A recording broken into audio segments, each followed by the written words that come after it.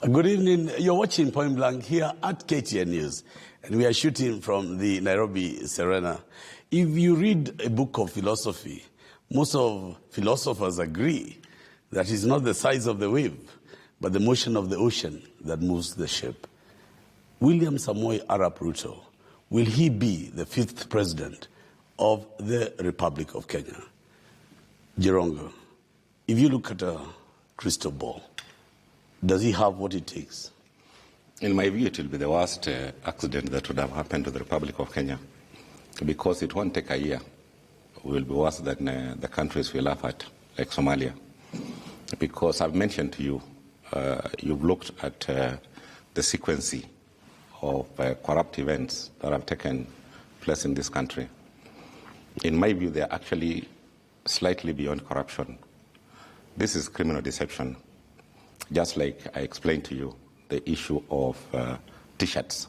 You deliver, repeat, and you're not delivering. It's just the same 1,000. Look at the issue of maize, where somebody is said to have delivered a nurse just from Eldoret Referral Hospital. A young girl is supposed to have delivered 200 lorries of maize in one day, and they paid 178 million. It is not possible to do, even if you tried how hard, to deliver in one store 50 lorries in a day. It's not just practical. So these are just papers which were being moved. The same criminal deception that was used on T-shirts. Cyrus Jirongo. Yes. This is Point Blank. Yes, this is Point Blank. I'm talking to Point Blank too. Is Deputy President Ruto corrupt? In my view, the thread of events are all damn. Look at even his own company, AMACO, and the experience I had with him, because thereafter we tried to do business together. We put together a company called Venture Africa, where I went to CMC and got 12 cars. And I paid the entire monthly payments for a whole year and told him, you work. And by the end of the year, we'll need to pay for the following year. At the end of the year, when I asked him now, the money is due, because I had a friend there called Tony Mzee. The money to CMC is due. How much money do we have to pay CMC? He told me 1 million shillings. And when I tried to find out what was going on, these vehicles have been busy for a whole year, a whole 12 vehicles, carrying tourists, making money on a daily basis. I realized the man had registered another company called Priority. So the vehicles belong to Venture Africa, but the money goes to Priority. Look at things like Aurora Dam we are talking about. Somebody who is corrupt, it is connected to power and bribery, mostly. But this is slightly more than that. This is criminal deception. I want to ask you, you mentioned AMACO. Yes. The public know that AMACO is the blue chip company that is associated with the deputy president. How can you say he can't run, and yet AMACO is a strong, big company? AMACO is being wound up at the moment. AMACO has never honored any single claim. If you took a cover from AMACO, you literally had a sticker on your car, but you are not actually insured, because the money is paid and the money is taken out, and therefore it is just a shell. And that's why somebody has gone to court now to wind it up, because it can't honor any payment. And remember, the first 5 years, he had a leeway. So literally all parastatals in this company, in this country, insured with AMACO. The amount of money paid to AMACO are in billions of shillings. But that money is not there. He wasn't running an insurance company where I have to pay other insurers so that in the event of a claim and I can't meet it, I'll go to my insurers to help me to meet the claim. No claim has been honored at AMACO, and that's why it is being wound up. Mr. Jirongo, you're not in ODM. You're not in Jubilee. You're a politician who is known in this country. And there has been headlines by the deputy president this week that the BBI process has been hijacked by ODM and so forth. And one of the reasons KTN wanted to talk to you today was there is really a question of integrity being questioned. about the Deputy President, his views on the BBI or not. If you were to weigh in outside the Jubilee ODM bubble and as a political player in this country from the Western region, what would you say? First of all, the greatest accolades I can give to His Excellency Uhuru is his decision to remove Raila out of the streets, demonstrations, and ask him, my brother, I have a monster eating this house called corruption. Can you come? We find a way of teaming up and you help me fight it. And essentially created stability for the country. And I can imagine that Uhuru found himself in a corner, that the people he thought, because I think Uhuru's leadership, he wanted to carry on the way Kibaki led, where when you give somebody a job, you let him to work. You don't interfere with that person. Little did he know that the people that had been given work to do, there is somebody else, and they did it very craftily, to call the presidency, that somebody else had just as much power as the president, and that somebody else was making phone calls, making sure that the country is being fleeced from morning up to evening. And that is the problem Uhuru found himself in. You have corruption to fight. There is Raila on the streets demonstrating, and he said, Raila, you hate corruption just as I do. Why don't we work together? And for me, if Raila then has to be given a seat, and he plays the role envisaged by Uhuru, so that we deal with corruption in this country decisively, why not? And if somebody wants to start arguments that, oh, BBI is a way of making Uhuru the next, Raila the next president, it will be competitive. Nobody has denied you an opportunity to compete with Raila. And if Raila is being positioned to be the next president of Kenya, he's a Kenyan. What is wrong with that? Just like another Kenyan. So, Cyrus, if I were to, for the benefit of Kenyans who are on the fence, they are not on one side or the other, but would really want to know, why do people feel there is an anti-Ruto thing? This whole issue of hustler, this show, Point Blank, is accused to be anti-Ruto.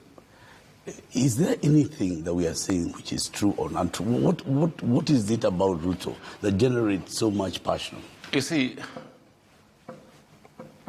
when you make yourself a Robin Hood, that I'm going to steal from the rich to bring to you the poor, because that is the kind of politics William has been playing. He's not categorically denying that he has not participated in corruption, including saying the only amount we lost in Aurora Dam was 7 billion. 7 billion, as if it is chicken feed, spending $1 million shillings per day, $1 billion alone, you will take 3 years to spend. And even to break down $1 million shillings is a big job. That can give you, at the rate of 10,000, you are talking about maybe 100 cows per day you are buying. 10. What will you do with that amount of wealth? So for me, the way I look at this whole thing is that raising or trying to create a feeling in the majority that I'm fighting for you against dynasties is the same criminal deception I've talked about. It's deceptive. Trying to create a niche with the poor, who are the majority, in order to turn them against those you perceive to be rich. But unfortunately, the really downtrodden of this country looks at anybody driving as a rich person. And therefore, you are splitting the country in a manner that is unrecoverable. It is better even tribalism than a war between somebody perceiving I don't have it to eat because somebody else has it.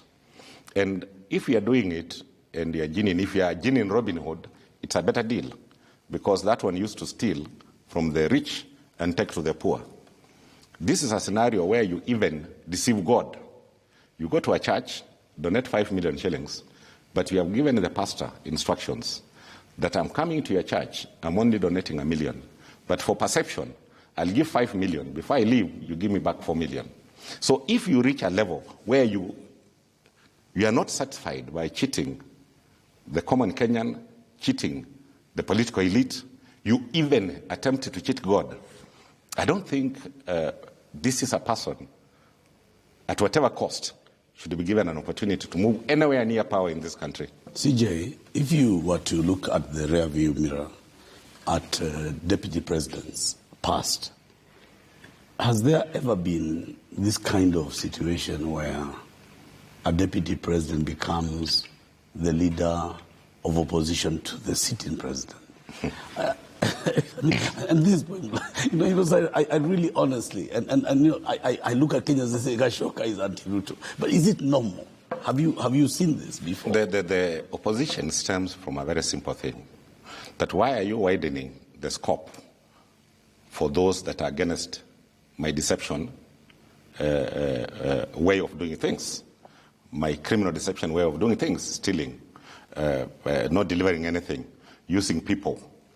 I want to bring you back to other former vice presidents. We have never seen that before. I mean, you have lived with me in this country, Tony. TG, you have lived with me in this country. Retired President Kibaki listened to Moi. You look at Kalonzo Musyoka.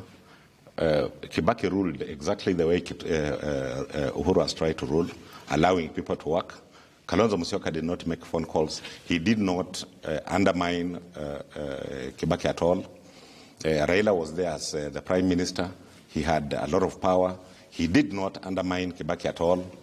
They disagreed on many issues. But there is no way Raila Odinga was making phone calls behind Kibaki for the country to be fleeced. And therefore, I have not seen a deputy president in the Republic of Kenya. But as I told you earlier, you must understand the way William Ruto's mind operates. Uhuru is of no relevance to William Ruto today, because Uhuru is supposed to be going home. The more he rubbishes him and takes his people directly, and therefore can pick on Asonko to be the kingpin of Central Province, the better for him. He wouldn't want any intelligent person to emerge from Central Province to inherit Uhuru Kenyatta. He wouldn't want anybody intelligent to emerge from Western Province as the kingpin of leadership in that place. And then that gives you his hatred of people like Gideon, people like Isaac Ruto, because they are actually challenging the way he does his business. And if you look at his associates, the thing that is killing the war against corruption in this country, in my view, remains Parliament, because Ruto controls Parliament. Parliament controls distribution of resources, the budget.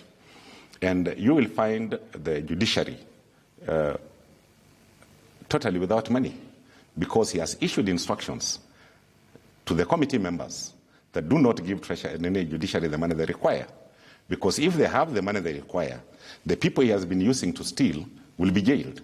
And therefore, if he can deny the judiciary money and he can stretch it up to the next election, and things are status quo, he becomes the president, he can easily, as he continues to loot the country, the people he used can walk scot-free.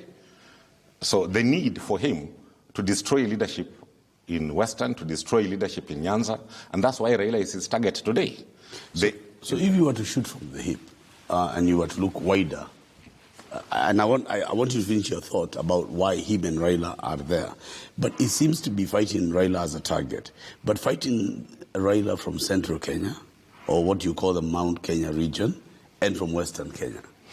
Why do you think he's in those two places and yet firing bullets, shooting from the hip at Odinga? Simply is looking at the population. That if I can remove Raila Odinga from Western totally, and the truth be said, ODM is not as strong as it used to be. in Western Province. You can look at the last election, and things have continued to go low. And I can do the same in Central Province and make this Uhuru Kenyatta, who seems to be fighting my scheme, that is fighting corruption, and I can take the people I think can mobilize the ground for me, so be it.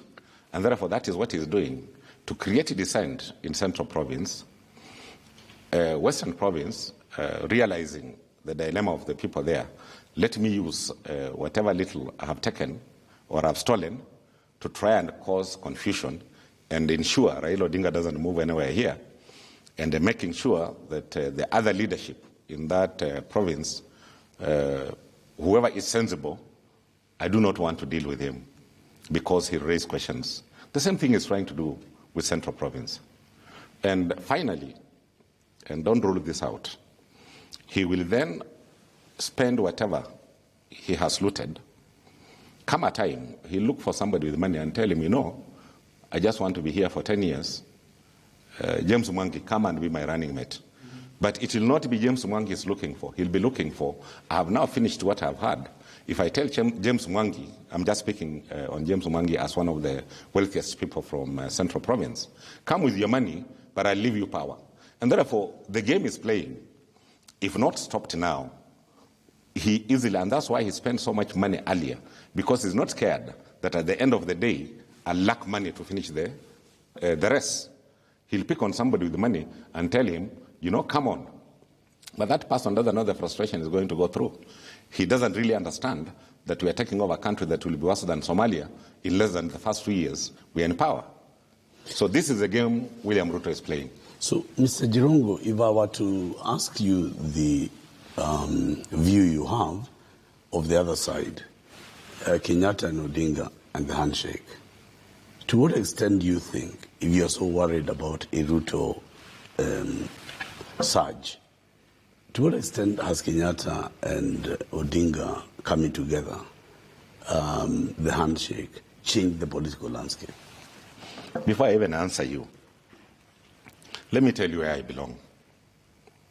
I belong to the team of RAILA and UHURU because I believe there is a sense of understanding that the country is at the brink of destruction, and if we don't work as a team and bring this country together and start quick economic recovery, the country will disappear. And therefore, that is where I belong. Secondly, as I've said before, the next person who will be a president in the Republic of Kenya or the chief executive will have to be a Kenyan. It can't be somebody from another country. BBI is not saying, or there will not be a clause that says the presidential candidate must be Raila Odinga. If you have the capability and the muscle, whatever system we agree we come up with, who has stopped you from standing and challenging Raila Odinga? Kalonzo came out clearly. He said, I can't support Raila. And that is his democratic right. He might want to run for the seat. My brother Musalia might want to run for the seat. I might want to run for the seat. But let us look at what is Raila and Uhuru achieving. They have brought stability, and the next thing they need to do is rally in their MPs in Parliament to ensure the judiciary is getting enough money as part of a strategy to destroy corruption in the Republic of Kenya. I want to come back to that point because this is point blank. You've mentioned corruption several times. Yeah. It seems to bother you. This corruption issue seems to bother you, Cyrus. My friend, the most important asset of a country is its people. Today, we've borrowed through the nose to try and create infrastructure. Literally, more than 50% of that money has found its way in people's pockets. The Kenyan population is under a heavy burden in the name of taxation because we must honor our obligations internationally. Infrastructure takes time to pay. There are issues of like LAPSET where we want to create assets because you can only use your assets to create money because you can't develop out of taxation. And as you try to create those assets, somebody is sabotaging it from morning up to evening. Any normal Kenyan who understands that the framework on which any country prospers is its people will definitely hate and fight corruption. And that's why it bothers me. Dr. Jirongo, if I were to take a tracing paper and pencil and draw Western Province for you now, in terms of the BBI initiative, which this week and next week is all over the news, will be a consolidation of Bungoma, Kakamega meetings, etc., and news of parallel meetings, whatever. Other than you, who say you're with Odinga and Kenyatta, what is the footprint of the region among the communities? This is called a point blank. Let me be blank with you. It is not PPI the opposing voices are looking at. It is looking at why should RAILA lead the show. It is like the fight we had with the handshake. Why did RAILA go and shake UHURU's hands without us? So it is what is replaying again. People are looking at it as if RAILA is strategically placing himself as the next leader of the Republic of Kenya. It is not the content as such. Secondly, it is incitement that you people, these people want to create a burden to the Republic of Kenya by creating more seats. We are already overburdened. We are not addressing the actual burden, which I've talked about throughout my discussions with you, that you have wrong people seated in wrong places, looking at the loopholes and trying to emasculate certain institutions. Agreed. But Jirongo, you speak well for BBI. Do you have other leaders you've seen in the region? Do you have names? Do you have people who perhaps, would they be boots on the ground for a BBI push? Let me tell you, Amos Wako will put his boot on the ground. Otuoma will put his foot on the ground. I'm talking about Western. Marende will put his foot on the ground. George Khaniri will put his foot on the ground. Jirongo will put his foot on the ground. Oparanya will put his foot on the ground. Atuoli will push his foot on the ground. Eugene Wamala will put his foot on the ground. Hangati will put his foot on the ground. The governors are already putting their foot on the ground. We will ensure that what is good for our people as a nation works. Jirongo, if Odinga is watching you now and Kenyatta, do they have support for BBI in Western Kenya? Whether they have or not, I have not been on the ground, and I don't want to talk of what I don't really have on my hands. Either way, support is about explaining it to people and telling them, this is what we want to do. I have given you names of a team that is willing to go to the ground, me included, to tell Kenyans and the people of Western Province that we must be part of what is fighting the evil of this country. So somebody's watching you now from Western Kenya? Yes. And what are you telling them? I'm telling my people. Wandu wa Murembe. Or the Murembe nation, as it is popularly known. This is a critical time in our history, and we must not be a community that tries to play on the wrong side, that we want to encourage destruction of our nation. We should be a community that is saying, yes, we are the most discontent, according to the surveys that I've seen, and if we are the most discontent, this BBI, let me take an opportunity to air my views and say, this is the way I want my country to move from now onwards. And the technical people then will sit and put together whatever views you have into a legal document that shall protect you so that tomorrow you are not as desperate as you are today. So watu wamesikia Rugali, Jirongo wako kwa BBI. I'm in BBI. Well, you're watching Point Blank here at KTN News. Cyrus Jirongo says two things. William Ruto defrauded me in business. And he also says to me here that if William Ruto became the 5th president of Kenya, it would be worse than Somalia. What do you think? This is KTN News.